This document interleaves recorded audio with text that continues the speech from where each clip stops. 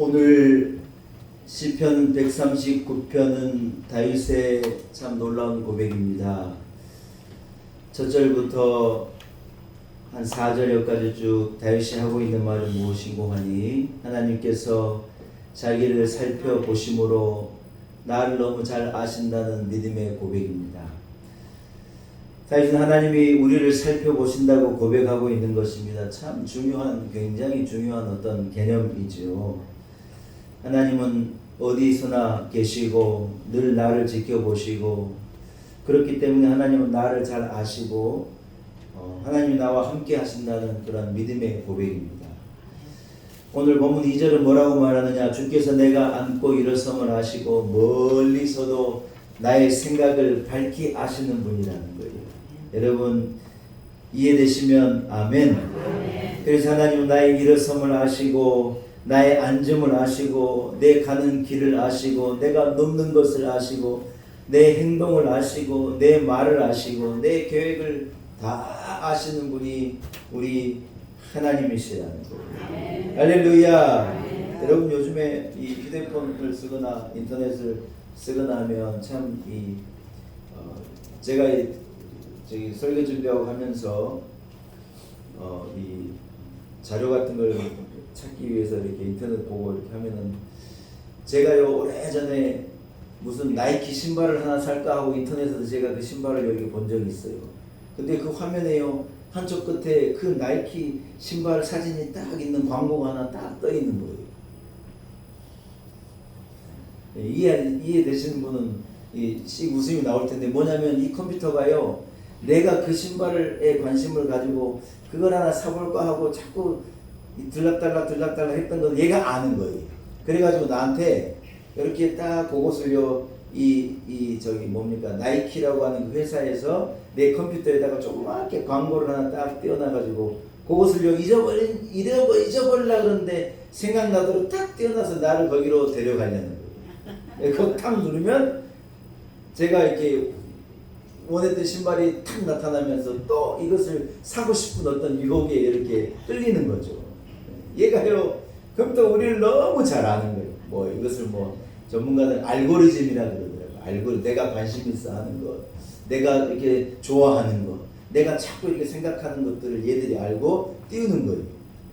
우리가 요즘에 저 물건 같은 것을 오더하는 쿠팡 뭐 이런 저 사이트가요 나를 얼마나 잘 아는지 내가 지금까지 샀던 물건을 얘는 다 알고 있는 거예요.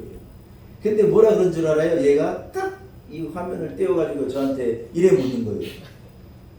저 식용유 떨어지지 않았어? 하고 얘가 내한테 묻는 거예요. 왜냐면 그 식용유를 제가 한 석 달 뭐 이게 주기로 한 번씩 산다면 올리브 오일을 뭐 석 달 주기로 산다면 석 달쯤 되면 얘가요 이걸 탁 이렇게 띄워주면서 이거 필요하지 않아? 그러는 거예요. 근데 여러분 진짜 가보면요 그게 바닥에 이래 와 있는 거예요. 얘들이 그 소비자들의 마음을 생각을 얼마나 들어가고 나가고 함을 얼마나 잘 아는지 몰라요.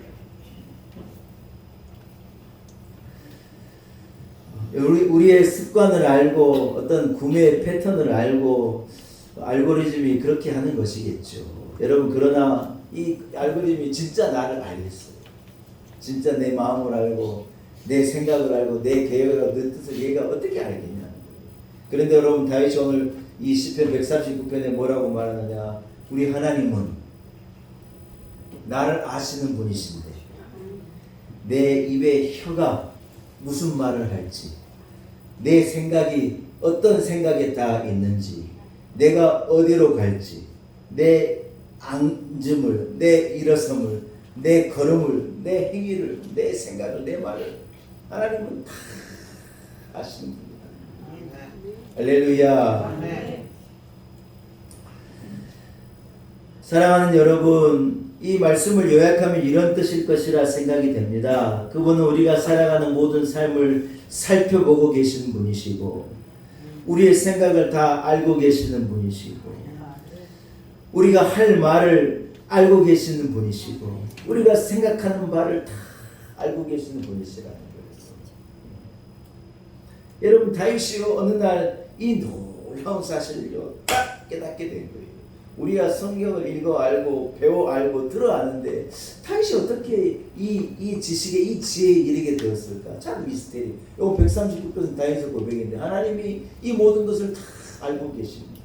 여러분 다윗이요 어떤 하나님의 영에 감동 아니겠죠. 그가 그 깨달음을 얻고 여러분 하나님께 이렇게 고백하는 거예요. 내가 주의 영을 떠나 어디로 가겠습니까? 내가 주를 피하여 도무지 어디로 가겠습니까? 저 하늘 위에 올라간들, 저 수월에 내려간들, 내가 하나님의 낯을 피할 수 있겠습니까? 거기에도 하나님이 계시고 그곳에서도 하나님이 나를 인도하시고 그곳에서 내 깊은 곳에서 일어나는 생각을 하나님이 아시고 하나님이 나를 붙들고 인도해 주십니다. 여러분 이렇게 다윗이 고백에 이르게 된 거라. 사랑하는 여러분 그렇습니다. 우리 하나님은요 우리의 어머니의 뱃속에 우리를 조성하시기 전에 그 형질이 마련되어질 때 하나님은 이미 나를 아신다는 거예요. 그래서 그때부터 지금까지 한번 따라합시다. 그때부터 지금까지 그때로부터 지금까지 하나님이 우리를 인도하시고 우리를 주관하시고 우리를 다스리시고 우리를 여기까지 인도해 주셨는 줄로 믿습니다. 여러분 어머니가 자식을 속속들이 알잖아요. 어디에 점이 있고 어디에 상처가 있고 어디에 아픔이 있고 부모가 아는 거예요. 그러나 여러분 자녀들이 크면서 많은 경험을 하고 아이들이 바깥에 활동을 하고 공부하고 또 일하고 이래 하면서요 애들에게 우리가 모르는 많은 것들이 생겨나게 됩니다. 학교에서 애들이 우리가 알지 못하는 지혜를 지식을 배워요. 그래서 부모가 자식을 다 하는데 다 알 수 있느냐? 알 수가 없어요. 자식을 어떻게 다 합니까? 내 속으로 난 내 자식인데 내가 몰라요. 부부가 서로 살며 한 입을 덮고 살고 같은 거 먹고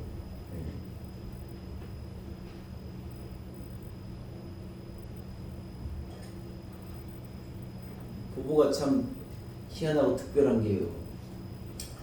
늘 같은 걸 먹고 사니까 제가 화장실만 가려 그러면 화장실에 들어가 앉아 있는 거예요. 부부가 참 신기하다.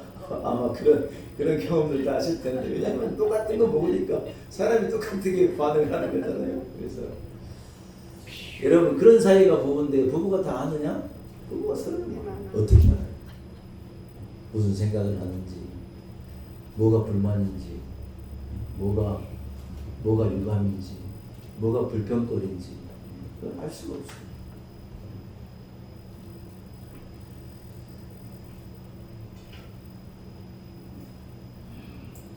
형제가 내 마음을 알겠습니까? 여러분 친구가 내 어려움을 알고 아무리 친한 친구라도 여러분 내 속을 어떻게 다 알겠어요? 알 수가 없죠. 그런데 여러분 험한 세상을 살아가는 어려운 세상을 살아가는 우리의 자신을 완전하게 알고 계신 한 분이 계시답니다. 내 마음속의 고민, 갈등, 눈물, 아픔, 나의 연약함 이 모든 것을 꿰뚫고 그 모든 것을 알고 계시는 한 분이 계신데 우리 하나님이 나를 너무 잘 아신다. 여러분 세상에 아무도 나를 알아줄 리 없는 세상을 우리가 살아가니 외로워요. 여러분 어때요? 인생길은 외로운 길이에요. 아무도 나를 알아주지 않아. 누가 알아주겠어?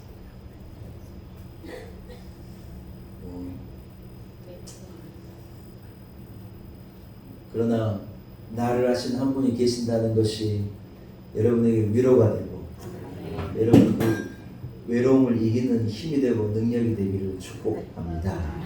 사랑하는 여러분 하나님이 나를 잘 아신다는 이 믿음이 여러분께 있기를 축복합니다. 믿으시면 아멘. 하나님이 나를 너무 잘 아시고 나와 함께 하신다는 이 믿음이 있는 사람에게는 아마 이러한 세 가지 반응과 고민이 있을 것이라 생각되는데 세 가지를 제가 간단하게 말씀드리고 은혜를 나누기로 합니다. 첫째 여러분 하나님 나를 너무 잘 아신다는 생각을 그 믿음 있는 사람은 첫 번째 우리 가운데 어떤 두려움이 있을 거라고 생각해요.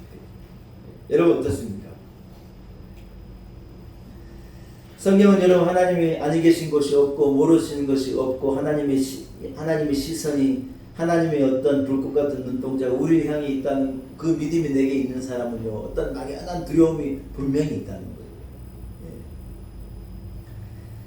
예. 여러분, 거짓말을 할 수가 있느냐? 없어요. 왜냐하면 하나님이 보고 계시고 알고 계시니까. 예. 믿음이 없는 사람이야 뭐 하고 싶은 대로 말하겠죠. 악한 일을 도모할 수 있느냐? 믿음 없으면 도모할 수 있어요. 그러나 하나님이 보고 계신 것을 믿는 사람은 그렇게 할 수 없어요. 사람을 억울하게 만드는 일을 할 수 있느냐? 믿음이 없는 사람은 그래야지만 하나님이 보고 계신 걸 믿는 사람은 그렇게 하지 못해요. 남의 것을 빼앗거나 훔치거나 누군가를 해하거나 아프게 하거나. 하나님이 없다고 생각하는 사람은 그렇게 할 수 있을지 몰라도 하나님이 나를 알고 계시고 하나님이 보고 계신다는 믿음이 있는 사람은요, 그렇게 못하고. 이유가 뭐냐? 나에게 있는 두려움 때문에 그런 거예요. 전 쓰레기를 함부로 버리잖아요. 경찰이 보고 있는 것은 안 들어요. 그러나 하나님 보고 계시니까 안 들어요. 사랑하는 여러분, 여호와의 눈은 어디서나 악인과 선인을 감찰하시는 거예요. 잠언에서 15장 3절을 말씀하는 거죠. 하나님을 두려워하면서, 그래서 우리는 우리의 삶을 돌아보고 정직하게 살고 성결하게 살고 믿음으로 살고 하나님 주시는 은혜로 살아가려고 애쓰는 거예요. 여러분, 저는 하나님이 나를 알고 계신다는 어떤 이 믿음이 있는 사람에게는요, 이런 어떤 영적인 거룩한 두려움은 분명히 있어야 되고 있다고 믿습니다. 요셉이 보디발의 아내의 유혹을 받은 거예요. 여러분, 그 자리에는요, 둘밖에 없었어요. 보는 이도 없어요. 보디발의 아내가 바보가 아닌 이상 누가 알게 하겠어요. 내가 이 남자를 유혹해야 되겠는데 뭐 사람들에게 보이게 하겠어요. 은밀한 곳에서 있겠죠. 그러나 아무도 모를 일이에요. 자기 남편도 모를 일인데 요셉은 어떤 생각을 가지고 있느냐? 하나님이 보고 계신다는 마음을 갖고 있는 거예요. 하나님이 여기 함께 계신다는 믿음이 있는 거예요. 하나님이 이 상황을 알고 나를 아시는데 내가 어떻게 하나님 앞에 죄를 짓겠습니까?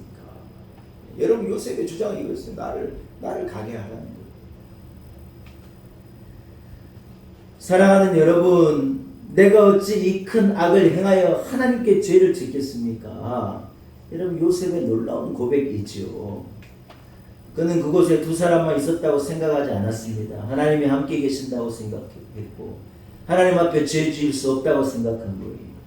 이 사실을 믿고 고백하는 사람은 여러분, 행동을 조심하고 언어를 조심하고 생각을 조심하고 두려움을 가지고 하나님 앞에 살아가게 되는 것인 줄로 믿습니다. 두 번째, 여러분, 이 믿음이 있는 사람은요, 한번 따라합시다. 평안과 용기가 할렐루야. 평안과 용기를 얻게 된다. 여러분, 하나님이 우리를 살피시고 감찰하신다는 이 생각, 이 믿음이 있는 사람이 음침한 사망의 골짜기를 걷는다 해도 걱정이 되겠어요. 하나님이 나를 알고 나를 보고 계신데 하나님 나 도와주시겠지. 이 믿음이 있는 거예요. 아삼아삼하면 걱정되는 거예요. 네, 그러나 확실하게 이 믿음을 가지면 걱정하지 않아요. 염려가 되지 않아요. 하나님이 함께 하심을 믿기에 하나님이 나를 아시고 내 상황과 이 처지와 내 앞의 상황을 나는 모르지만, 무슨 일이 일어날지 나는 모르지만 하나님이 그 내가 처한 상황, 내가 앞으로 맞닥뜨리게 될 일들을 하나님이 아시기 때문에 우리는 담대함으로 내일을 향해서 나아갈 수 있다는 거예요. 여러분, 그렇지 않으면 불안해서 어떻게 살아요? 그렇기 때문에 우리가 안심하고 용기를 가지고 살아갈 수 있는 것입니다. 야곱이 고향을 떠나 밧단아람으로 갑니다. 베델에서 하나님을 만나게 되는데 천사들이요, 이 환상 가운데 오르락 내리락 하면서 하나님이 야곱과 함께 하시고, 야곱이 지금 형님을 피해 도망하는 그 처지와 상황을 하나님께서 이렇게 지켜보고 계시고 하나님이 그와 함께 하신다는 확신을 그에게 주시는 거예요.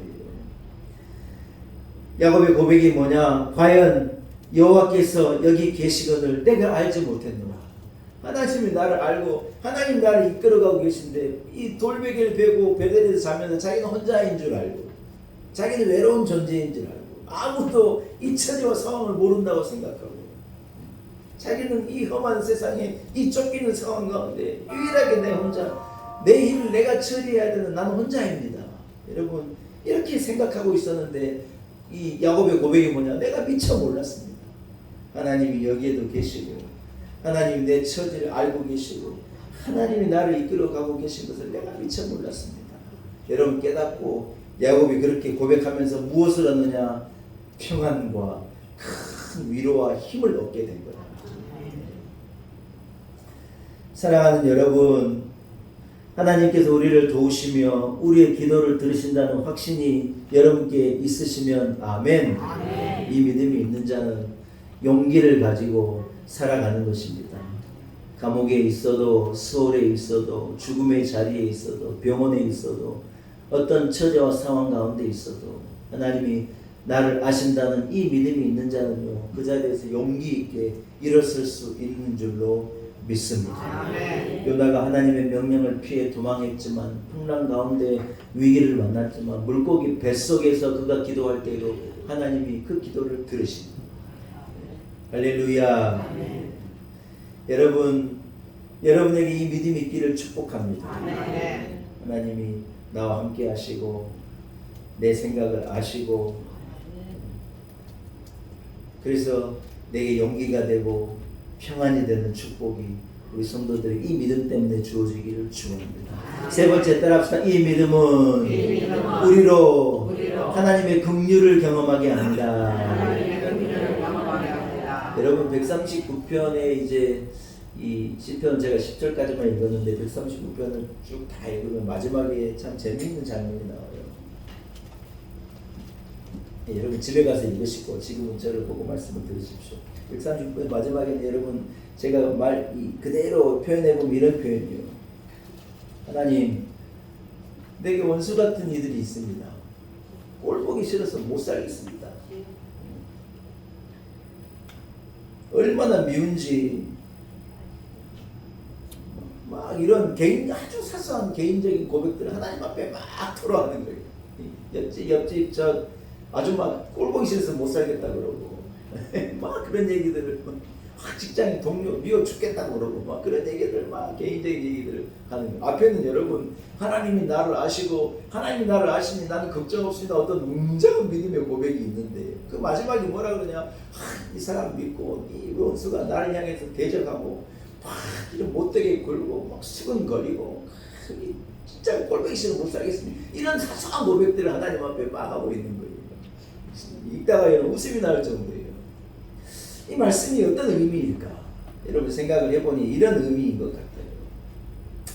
여러분 우리가 내 생각과 내 모든 계획과 내 마음에 있는 모든 것을 아시는 하나님이신데 내에 있는 좋은 것만 아시겠냐는 거예요. 내가 하나님을 사랑하고 믿음으로 살고 선을 행하고 열심히 사는 이것만 하나님이 보시겠냐는 거예요. 우리 안에 있는 나쁜 생각. 아멘 안 하실 줄 알았어요. 여러분 다 선한 분들이니까. 나쁜 의도, 나쁜 계획, 불평, 불만 이런 모든 것들도 하나님이 다 아신다는 거예요. 다윗이요 그걸 알기 때문에 자기 안에 있는 이 안에 있는 응어리져 있는 아픔도요 다 하나님 앞에 내어놓는 거예요. 여러분 그런데요 시편 103편에 이렇게 다윗이 고백하는 제가 한번 읽어볼 때 여러분 들어보시기 바랍니다. 여호와는 긍휼이 많으시고 은혜로우시며 노하기를 더디하시고 인자하심이 풍부하시도다. 자주 경책하지 아니하시며 노를 영원히 품지 아니하시고 아버지가 자식을 긍휼히 여김같이 여호와께서는 자기를 경외한 자를 긍휼히 여기시나니 이는 그가 우리의 체질을 아시며 우리가 단지 먼지뿐임을 기억하심이로다.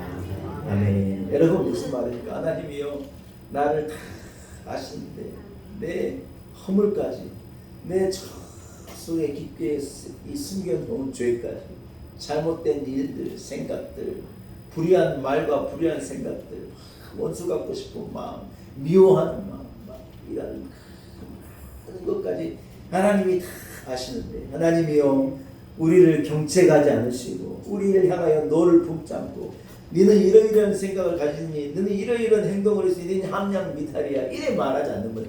왜 그러느냐? 부모가 자식을 이해하듯이 부모가 자식을 품듯이 여러분 어떤 부모가 자식이 허물이 있고 문제가 있다면 너는 내 자식 아니라고 쫓아내고 저울에 달아가지고 니는 함량 미달이니까 더 이상 내 자식 아니다. 그래 말할 부모가 어디가 있냐는 수많은 결점을, 수많은 허점을, 수많은 죄를, 수많은 거짓말을